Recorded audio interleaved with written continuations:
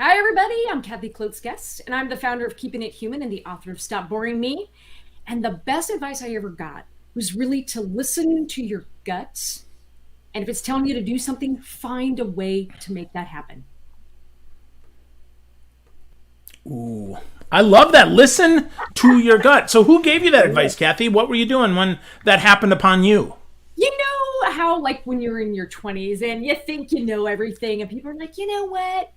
Listen to your gut. And you're like, yeah, whatever.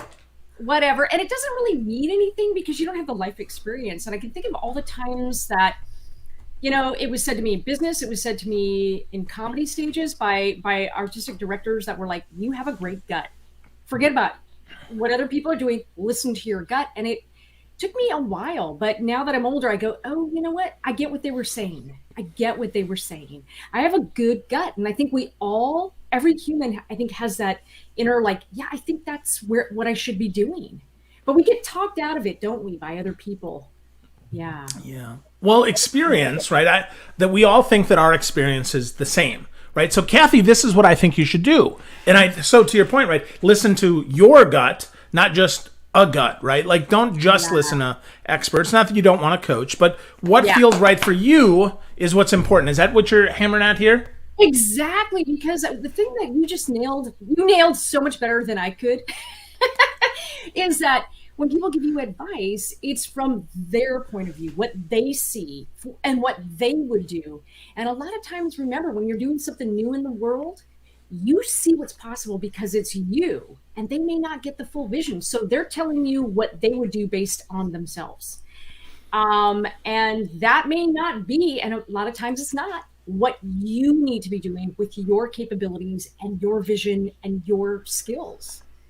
Yeah, absolutely. So, yeah, that's often where we get our favorite unsolicited advice, right? So, Kathy, here's what you should do. And it's like, well, hold on. Like, I had an idea about this. Yeah. I knew what I wanted to do. And I'll tell you that. And I get hung up on that sometimes because I'm willing to give unsolicited advice, and it's worth exactly what they paid for it, which is nothing a lot of times, unless we go deeper, right? Is that what you're getting at here? Yeah, exactly. Like, if I ask somebody, like, you're a good friend, and if I go to you and go, hey, Phil, I'm like dealing with this kind of thing, what do you think? Then it's, I want your advice. And true improv style, it doesn't mean that you take it unfiltered.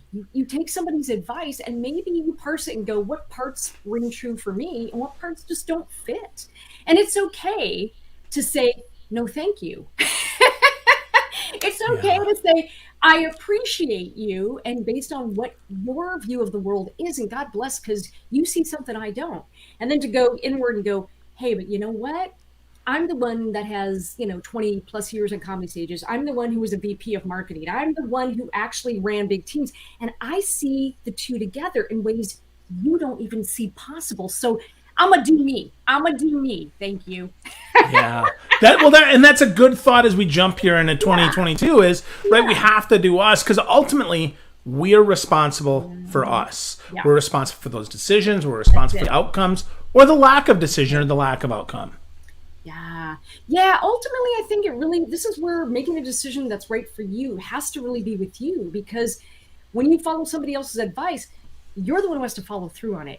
You're the one whose reputation rests or falls based on execution. You're the one who's got to see the vision and day to day find the motivation to keep going. So if it's somebody else's advice and it doesn't sit with you, how are you going to find the daily motivation to keep going when it gets hard? I just say, you know what? Yeah, that's helpful. And we think about that, right? There's so much there to think about is where do we get that energy? And it's often internal. Most of us are intrinsically motivated, not extrinsically. Yep. I mean, sure, if money motivates you, and some people it does, and that's cool. But for many of us, we're internally motivated, intrinsically motivated. What gets me going isn't what gets you going. So, Kathy, you've moved here from marketing to improv to leadership and such. So what gets you going these days? Why are you excited for 2022? Yeah, I think what gets me excited is knowing that every day I get up, that I'm kind of really leaning into all the things that make me me. And that helps people, and that it actually is helping people. So, yes, and marketing and improv and comedy, all those things go together. I also think so much of it is day-to-day leadership. It's not just marketing and sales, it's how we live our lives. I mean, I think I've always believed improv and comedy are the language of not only business, but they're the language of our day-to-day life, how we should live our lives. And to me, that's a personal leadership. It's not just business leadership. So I kind of, for me, I get excited about thinking bigger, a bigger vision of what I can do and bring, and maybe in some ways seeing things that other people don't. So yeah. Yeah. Well, that absolutely is why you coach on transformation. That's why you speak and train on transformation, because to transform, we have to see that outcome. I would say, the caterpillar may not see that they become a butterfly, to Yeah. use the oldest cliche in the book, Yeah. but they know that there's something more that they could not have seen Yeah. without some help, without some transformation. And sometimes that hurts a lot. So talk to me about that, Kathy. What are some of the maybe pitfalls of transformation that can prevent us from becoming who we need to be? I think one of the big pitfalls I see, and we all do it, is we have such a vision for our lives of what it should be, and we have to sort of accept where we're at. So I call these truth gaps. Like, we all have these big, giant, like, human truth gaps in our lives between where we want to be and where we are. And most people struggle to accept that. So they never make the change because it's too painful. It's too painful. And we can't change if we're not willing to look at that part of our lives and go, ew, yucky. But at the same time, laugh at it. Like, if we could be more patient and have more empathy for ourselves, I'm telling you, if you can look at your own truth gap with humor, imagine how that changes your empathy muscle towards yourself and other people. That's a big Interesting. one. That's a big Yeah. one. Huh. So let's dig into that one a little bit before we move on to the next gap here. Yeah. So diving into our own truth gap Yes. between where we are, where we want to be, and maybe Mhm. even the truth that, is this even something I really want, or is this Yeah. something that somebody else wanted? Is that a truth gap that we get stuck in? Oh, yes. It's like living somebody else's truth gap. It's like, that is, you fell into a crevice and it wasn't your crevice to fall into. It's like, and unless it has chocolate and tequila, for me, I'm not interested in your truth gap. Like, I need to own what I want. And so the truth gap that you have to explore, every human, I had to, you have to, everyone has to, is, what do you really want? Like, and the biggest thing, Phil, is people are so afraid to admit it, because if they admit that they're, what they really want isn't what they're doing, we're depressed, we get scared, we think, oh my gosh, I'll never get what I want. And it's scary to confront. But the only way the truth gap really works for ourselves is if we're willing to look at what we really want. We don't have to tell anybody, right? Just, what do you really want and where are you with that? That can be sometimes a very shocking, hard to look at gap, but it only works if you're willing to be honest. You know? So yeah, so asking ourselves what we really want, even if Mm-hmm. it's just us, right? And then Mm-hmm. knowing where are we right now. I think those are two powerful things. I'll tell you, today's kind of the first work day of the year for me, and Mm-hmm. so I'm looking. Every year I look at things. So I had to write down my measurements this year. Right, what's in my bank account? What do I Wow. weigh? What am I working on? Where really am I with those things? And I'll tell you, I don't want to face the truth on some of those. I'm like, oh, those suck. So how do we own that, Kathy? How do we Yeah. find that humor so that we can own our own stuff, so that we can actually take those actions? Okay, so everyone has psychological junk in their trunk. Everybody does. So you're human. Congratulations. We all have it. Some of us have a duffel bag. Some of us have a U-Haul. Size doesn't matter. It's about looking at your life and find the humor. For example, one of the things I really wanted to do was work on my third book during COVID. And I didn't. You know why? Because I was like, for 6 months, I was like curled up in the fetal position going, oh my God, oh my God, oh my God. But be honest with yourself and laugh at that. Sitting on the couch thinking about doing exercise isn't getting you closer to your fitness goals. We all do it, Crap. right? Oh, Sitting crap. on the couch, swiping right on Tinder isn't helping you meet somebody in real life. So here's what I want you to do. Get very clear on what it is you want. Not your mom, not your friends, what you want. And where you're at, find something, whether it's a fitness goal, a money goal, right? Whatever it is, and find the humor in it. Envision yourself like, yeah, you know what? I want financial independence. But meanwhile, you're spending all your money on Starbucks and buying clothes you never wear. Instead of getting angry at yourself, find the humor and the absurdity in it. I mean, hello, right? I envisioned I was going to do all this stuff. And I mean, I was like parenting, doing perimenopause. I said it in a pandemic. And I was like, make it stop. But if you can laugh at that and own it, my God, how freeing. Because now you're accepting your imperfection. Don't beat yourself up. Laugh and accept that imperfection. Ooh, radical self-acceptance is a Radical. powerful thing, that, but it's a hard thing. But if we have humor, it Yes. can be much easier, right? To your point, Yes. I think that is our answer, right? That's Yes. it, Kath. So that's good. So we find the humor, we laugh at ourselves. Maybe we trust our spouse or one or two friends. Not everybody, Yeah. because we don't want them laughing at us. We want them No. laughing with us, right? With us. This is not about putting ourselves down. Because most of the way that we do these New Year's resolutions, I mean, Phil, you know, because you're all about change and sales mindset and things like that. To shift a mindset, to create a mindset change with anything is we have to see what's possible. But we can't do that if we're beating ourselves up. We have to have some self-love and acceptance and say, here's the humor. Here's the here I am wanting to be a bikini model. Cut to I'm on the couch eating Snickers every day as I make the pandemic stop. Right? Find that to laugh at. Share it with some close friends that you trust that will say, I love you, I hear you. Then pick one thing you can do differently. But I'm telling you, change doesn't happen with beating ourselves up. It comes with the self-love. And humor is radical self-love.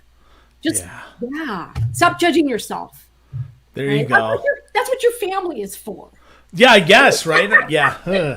Yeah. Hopefully not. But Kathy, before we move to the next gap here, I want to talk a little bit about that. You said, family does that, but let's talk about a people diet, right? Because we've talked about this a little bit. Do we have to keep everybody around us just because the world says we should? Or how do we decide who stays in our life? Man, I think it's such a brilliant question, Phil, because I think we've all been through so much lately in the last 2 years that I think many of us have changed. I dare anybody say the last, almost 2 years hasn't been transformational in some way for us. And look, the transformation wasn't necessarily chosen. So you have to, I think the really important thing is to look at your life and to see who has your back. I come from the world of improv and comedy. And in improv, we have a saying, I got your back. And the really important thing is when you turn around, who is there that loves you no matter what? Because you need those people. You need to show up for those people and they need to show up for you. And it's okay to go on a people diet of people who don't bring you joy, who never support you. The friends that are never happy for you. As soon as you get something wonderful, they find a way to shit on it. They're like pigeons. They're like pigeons on your brand new car, washed car. Or they're the people that as soon as you have a big milestone, instead of celebrating with you, which is the correct response in the friendship manual, they're the first to go, oh my God, how'd you get that? How'd you get that? What did you do? Like they can't be happy for you for 5 minutes. So I hate to say it, people who don't express joy have your back, and people who don't share your values of integrity and you're out of alignment around them, you're trying to fit in, to squeeze in. I'm sorry to say, you don't need those people. You don't need those people. Wow. So how do we get rid of them, Kathy? How do we go on this diet? And I mean that, right? Because sometimes this can be gentle. This doesn't have. I mean, or maybe not, right? Maybe we have to rip the bandage off. But I don't know. I guess for me, like people are at the heart of my heart. Yeah. They're right in the center. Yeah. And I'm like, I don't know. So what do you think, Kath? How do we make this better? How do we go on this people diet? I think there are people that sometimes you have to have a conversation with if you think that they can either opt in or opt out. If you think there's something there's a value that they might see how you feel, you try. And then if they go, it's more important to me to be liked in this cool group than it is for me to stand up and do the right thing, you let them go. And that may mean, like, not in a mean way. Like, there's very few people that I've ever like blocked. There's very few people. I just stop responding. I stop commenting on their posts, and I kind of let them slip away. Right? It's like Leo DiCaprio. It's like, I love you, but you're dying. I gotta let you go. Although there was room on that thing. Can we just agree that there was room for him in Titanic on that little thing? But that's another thing. Sometimes we gotta let them go with love, and just if they come back and have a change of heart, great. So you don't even have to be mean. You don't even have to have a formal conversation. Honestly, this sounds maybe like a business version of ghosting, but really start to reduce your interactions. See how you feel. Does it make you feel better? I know that there are people that I kind of stopped, commenting on, and honestly, my world got better. My world got better. Yeah. Wow, that's so interesting. So Yeah. we got a couple steps here there that I just want to unpack. So first, we can stop interacting. Yeah. That's a really good step to people diet. Second step, we could maybe unfollow them.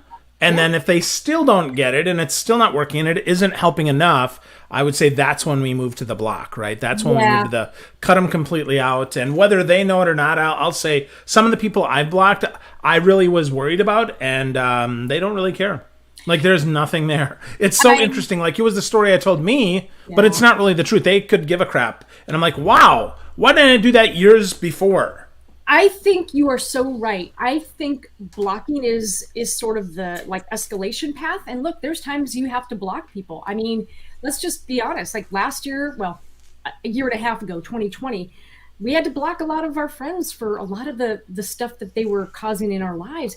And I think here's where the truth gap doesn't just apply to, your business goals and your life goals. Look at your friends. I mean, I'm sorry.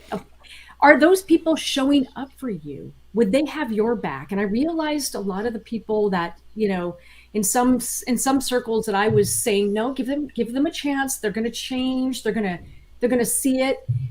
Not only did they not care, it just wasn't important to them.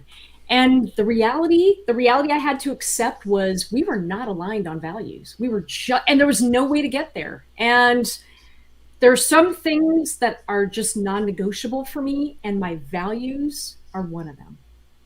Yeah. So, Yeah. And even though you use humor and you can maybe laugh at yourself for that, ultimately we have to make that hard choice, and maybe that does require less humor and more seriousness, right? It does. I think the way that I try, you're so right. Sometimes humor is a great response to be kind to ourselves. And here's the thing. Having a sense of humor when you have to let people go can be kind to yourself too. Sometimes it's the kindest thing you can do because they're not serving you. They need something different. They're on their own growth journey. But here's the thing about when you first have humor for yourself, I think, even though you have to be serious, you switch to seriousness to sort of do what you got to do. You can have humor and compassion for other people. And the way that I let some people go was their journey. They're on a life journey that is just not my path. We're on two different planes of emotional sort of, development, and their journey is not my journey, and God bless. And let them go with empathy, and not with any kind of rancor, but empathy. But I think it starts with you having empathy for yourself to say, I deserve better. I deserve better friends. I deserve people who, when I turn around and life is hard, they got my back. Yeah, for sure. So that sounds to me like an empathy gap. Is that one of the other gaps, or what's another gap we should be talking about here besides the truth gap, Kath? Well, the truth gap is so connected to empathy, and the empathy gap is another one. Look at the values gap. Look at the values gap in your life. Where are you showing up for yourself? And then where are you? And it's another type of truth gap. Where are you showing up for yourself, and where are the people around you maybe letting you down? And here's the thing. Be very honest with yourself. Is it about them, or is it about us? And are we trying to fit in where we really don't belong? How do we know, Kathy? How do we know that, right? Because sometimes I think our own experience clouds our vision, if you will, and maybe our values. And sometimes, some are prone to more, oh, it's my fault, and some are prone to, nope, it's obviously everybody else's fault. So how do we kind of find that gap and be truthful with ourselves? Well, here's the thing that I sort of apply. I look at spaces and places and the faces that you've surrounded yourself with, and ask yourself really honestly, do I have to be somebody else to fit in? Am I being somebody other than myself to fit in? And if the honest answer is yes, then take some ownership of the fact that you've wanted so badly to fit in that you contorted yourself and settled. So take some responsibility with compassion. Don't beat yourself up. Don't You're not there to change the people that you're trying to squeeze in with. You can't do that. But you can say, you know what? I got to take myself out of this situation because it does not bring out the best in me. It makes me feel awful. And I don't like who I am when I'm in those situations.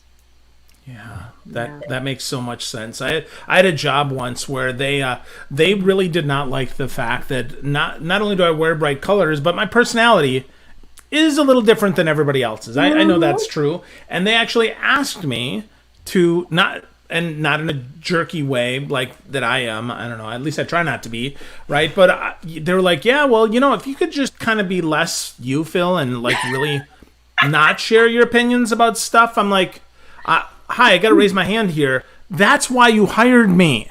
Like, you hired me to bring what you're asking me to take back away. So clearly, it's time to move on. Is that what you're finding too?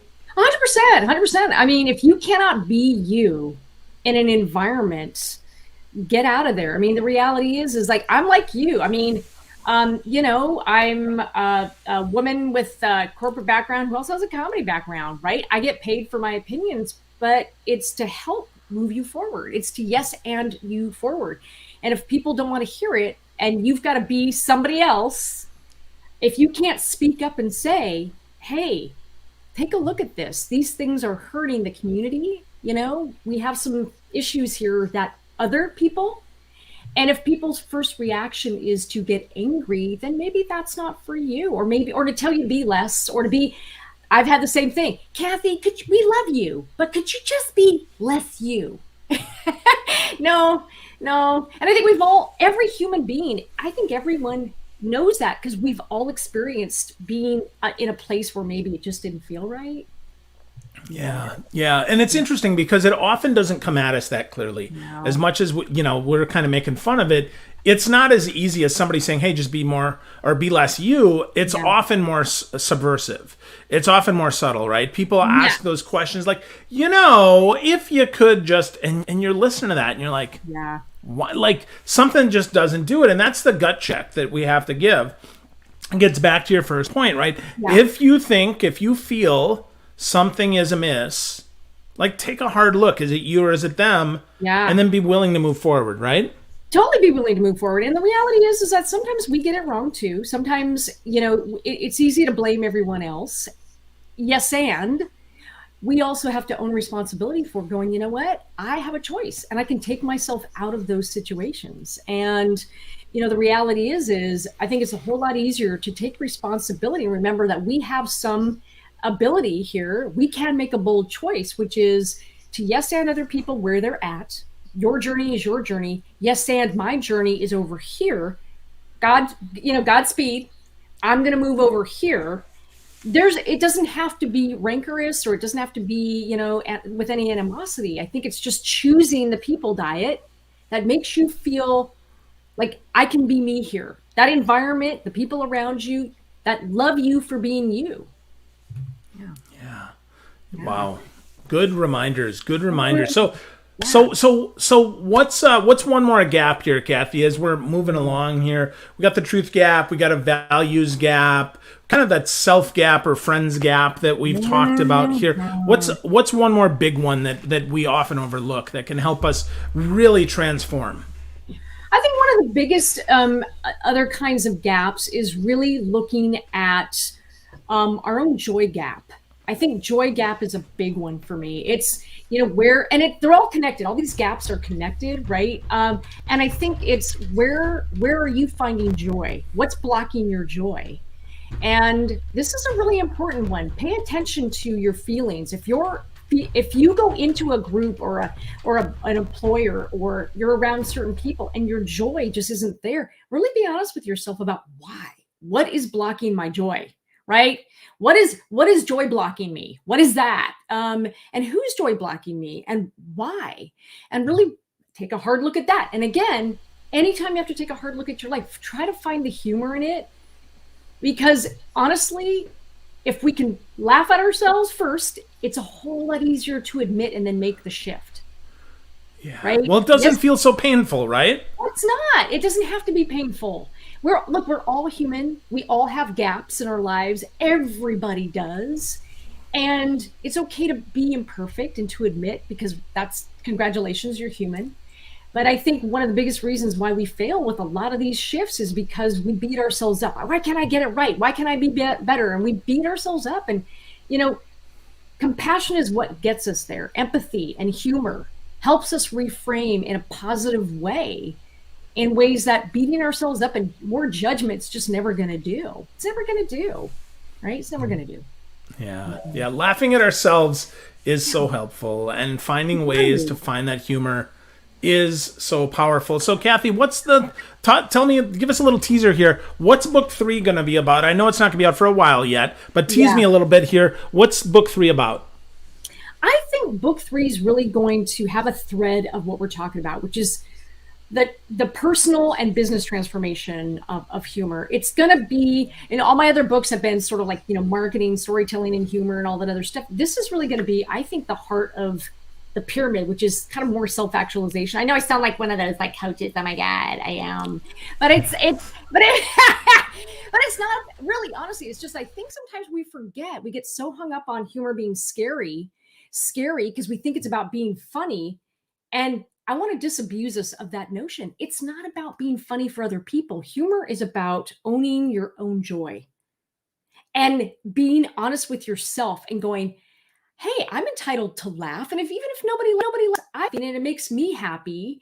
And when I have humor, and yes, I have myself, humor and improv, it's so much easier for me to change my mindset.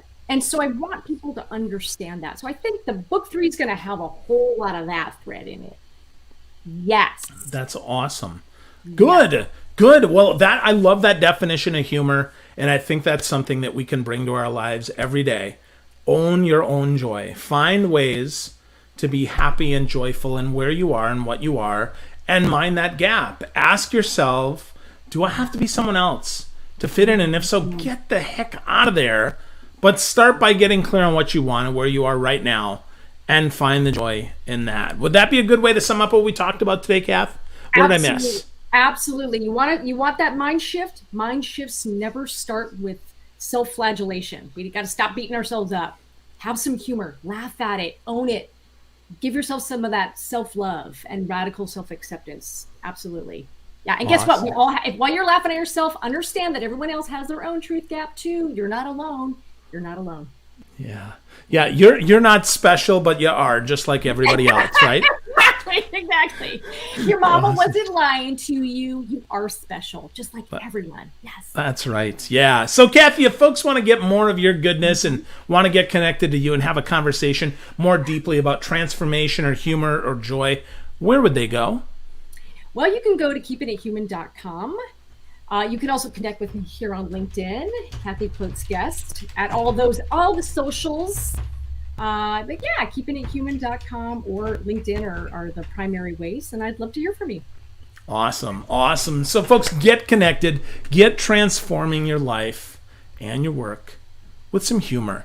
Humor is about owning your own joy. Kathy taught us that very well today, and I'm grateful for her and grateful for you for listening, for watching, and for bringing me joy every day. Thank you, Kathy. I appreciate you, my friend. Oh, back at you, Phil. Back at you.